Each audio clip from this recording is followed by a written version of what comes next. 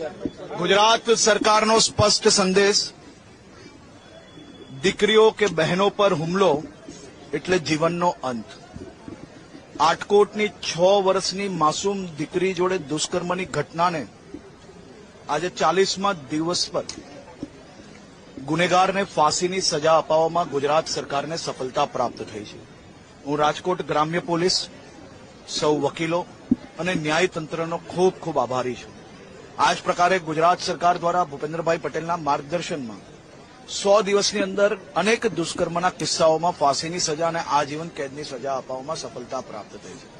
આ પ્રકારના ગુનાઓમાં ગુજરાત સરકાર ખૂબ જ ગંભીરતાથી ડે ટુ ડે કામગીરી કરી રહી છે। આવનારા દિવસોમાં આ પ્રકારના જે પેન્ડિંગ કેસીસ છે એની ઉપર બી ડે ટુ ડે કામગીરી કરવા માટે ગુજરાત સરકારનો સંકલ્પ છે। હમણાં આજે જે દીકરીને ન્યાય મળ્યો છે, આ ન્યાય માત્ર એક દીકરી કે દીકરીના પરિવાર પૂરતો નથી।